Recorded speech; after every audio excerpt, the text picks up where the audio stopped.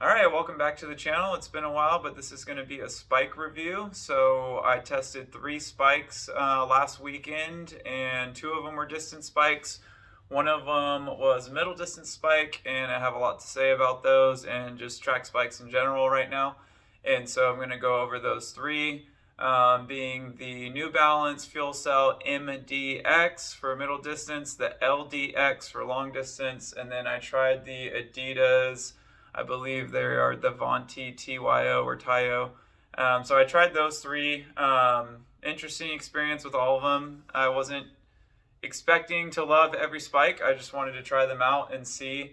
I do think that brands in general may be making a mistake cramming in some of this new marathon shoe technology into spikes. I think some of them are forcing it a little bit.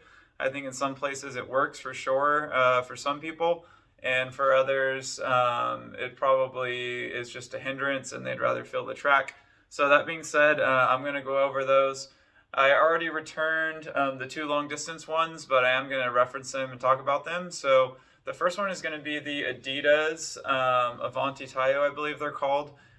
Pretty cool spike. It fit my foot well. I have a narrow foot. It's about a C width. It hugged my foot really well, but the heel was very strange, which I find with Adidas pretty often. It's a really just narrow, kind of awkward heel.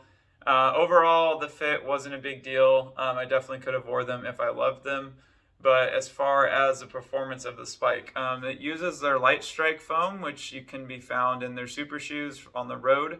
It's a very small amount of it, and I would assume it's a much firmer durometer because it didn't really have like a bounce and pop to it per se. But that's fine. I don't want that too much in my spikes personally. The main thing I want to talk about is the technology. So they put in the fiberglass rods that they have in their super shoe, their super marathon shoe, and also their half marathon shoe, which I have here. You can kind of see them right there. So they put those in that spike, and it just felt like a little bit forced. I didn't feel them at all propelling me. What I did feel is I felt one of the rods right between my big toe and the toe next to it.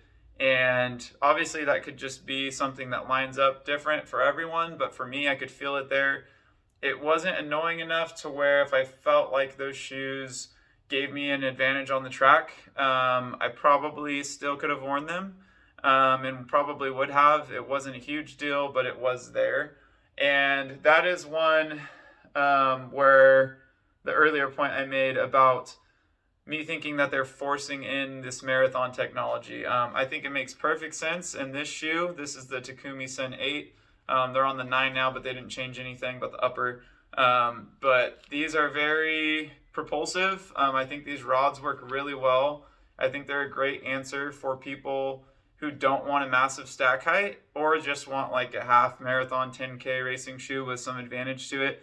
It's got the Light Strike Pro foam, which is very responsive and can rival Zoom X and Fuelcell and everything else out there. It works great in this shoe, and it makes sense, and there's room for it. In that spike, the Avanti TYO or however you say it, it just didn't work. There was no propulsion at all, and if anything, it felt awkward in there. If they would have just took those rods out, it still wouldn't be a super spike in my opinion, but it would just be kind of a standard good spike. And with that, overall, I would just say to pass on that spike.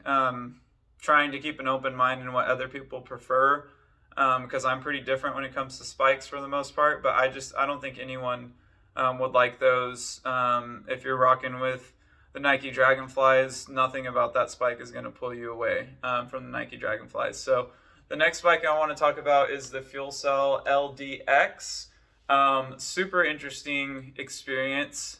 Totally not my thing. I could not feel the track at all, but they felt good. The best way I can describe it is if you ran in these, the Adidas Takumi Sen or the Nike Streak Fly or anything like that. I don't think very many people have tried the New Balance Fuelcell Comp Pacer or whatever it's Super Comp Pacer or whatever it's called, but Same idea. If you've had a low volume, fast road shoe that has a plate or a carbon shank or rods or something in it, that's what that shoe feels like on the track, except you can feel a little bit of the rigidness from the spike plate. It looks a lot more aggressive than it is, but it was interesting. I did fast strides in them. I did a mile in them at about like 5K, somewhere between 5K, 10K pace, and they felt fast. It felt like a fast shoe on the track that was able to grip the track really well because of the plate, if that makes sense. And I do think that has some use. I don't know too many elite track athletes that want cushion on the track, but that does seem to be a trend now with people.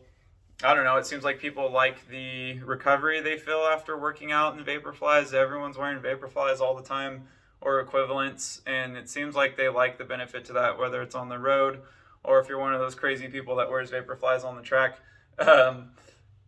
That's essentially what that shoe is. And if you're injury prone and it seems to be due to lack of cushioning and you could use some extra protection on the track, I don't see anything wrong with that spike. Again, it's New Balance's Fuelcell foam. The compound feels a little bouncier than I thought it would for a track spike. I thought they were going to make it slightly firmer because it's a track, but it's a little bouncier. It's not quite to the level of like the Rebel and their marathon shoes, but it's there for sure. And it could be nice for if you're banging out like 6 by mile or 20 by 400 or 10 by 1K on the track and you want something faster but you want some protection, could be great. If you're a 5K, 10K runner that's injury prone and you're looking for a little more protection out there but you don't want to wear road racing flats, that's a great option. I thought they were really cool. As far as the fit goes, they fit pretty normal for me, my standard size. They do feel a little snugger around the toes. I know it's a track spike, but they felt pretty snug around the toes. I think the knit and the toe box is pretty low volume. So if you are getting it for really high volume workouts or something like that, keep that in mind. But other than that, it's a pretty solid spike, and I like where they're going with the technology in that spike. I don't think that they just forced a bunch of marathon shoe technology into that spike, like I mentioned with the Adidas. And the last one that I tested, I was simultaneously let down and pleasantly surprised. And what I mean by that is this is the Fuelcell MDX, and I was expecting with that spike plate for these to be very rigid. I wanted to try something that would rival the Nike Victories, the Zoom Air ones. Not for the sake of not wearing Nikes. If they have the best spike, I'm going to wear them. And I think that might be the case for the 800 and the 1500. So the reason I say I was pleasantly surprised, even though I was disappointed in these, is these shoes are extremely comfortable. It's also Fuelcell foam down there. You can see there's not a lot of it, but it's there. It's kind of soft, but it's not so soft that it just sinks into the track. And I think this is going to be my like 3K steeple and 5K spike. As rigid as it looks, it's just not that crazy.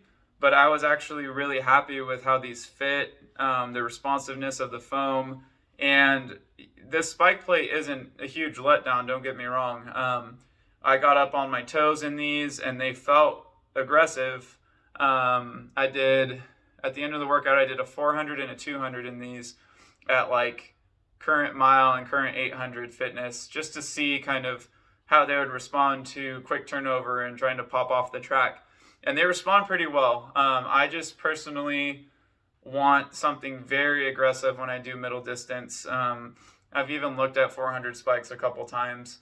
And these just don't quite do it. I'm pretty sure that the Nike Victories, the ones with the airbags or whatever they call them, are going to top these as far as that elite 1500 aggression and they have the Zoom X foam and everything. So from everything I've heard about those, pretty good, and they're probably still the #1 spike for middle distance.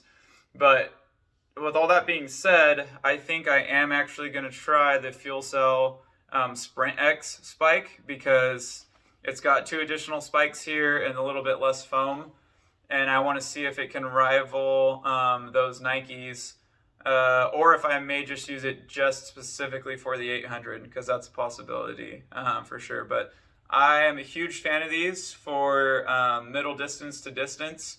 I think a lot of people could wear these for a 3K, maybe even a 5K. They've taken all the inspiration from this guy, the 5280, the road mile shoe, and they've pretty much just made it a spike. This does have a pretty rigid carbon plate in it, and it feels incredible on the road. If you're into racing road miles, I highly recommend it. There's nothing else out there like it. And if you've got some sturdy calves, you can take these up to 5K. I've done it several times. But this is pretty much just the spike version of that. Very happy with them, but I do think Nike has them beat for middle distance, for performance and aggression and how rigid the shoe is. But that's just kind of my take in general on what's coming out right now with the spikes. I didn't see anything crazy innovative from the other brands outside of Nike, New Balance, and Adidas, so I didn't try them. I hope that you find this helpful. If you are curious about any particular spike or this one in general, drop a comment, and I can make another video if needed. And the last thing I'll say, when I was previously mentioning that I think they're kind of just forcing too much technology into a lot of these spikes and forgetting what works. For the most part, I like these right here, the New Balance MD800s. Just a really nice, aggressive full-length spike plate, just like you would find on the Nike Victory Elites before those airbag ones came out. There's hardly any foam to it at all, and it's just firm foam to keep your heel off the ground. Pretty rigid. These have some flex to them, but you can see the spike plate is pretty aggressive. And I think that old method is pretty tried and true. Just make it as light as possible and put an aggressive spike plate in it and let the athlete and the track do the rest. I do like some of the spikes that have come out, like the Dragonfly, if it works for you. I like the New Balance MDX, and I like the Nike Air Zoom Victory. But some of these other ones that they're cramming a bunch of technology into, I just don't think it works. And the reason I tested all these spikes is because I know a couple athletes that have had a little bit of trouble with the Dragonfly. I've looked at it, I've assessed it, I've never tried them, but I can't really pinpoint a reason why people are struggling with those. Some people's calves are tightening up pretty bad in anything over than 1500. Drop a comment if you've experienced that too. I'm really curious as to why that is. I don't know if there's too much Zoom X foam, or if it's the spike plate is kind of shaped a little different in those. Not really sure what it is, but that's why I tested all these spikes, to try to find an elite distance spike that has some technology advantages. And for me, it's this one. That this would be my answer to the Dragonfly personally. So let me know what you guys think. Let me know what you're racing in, and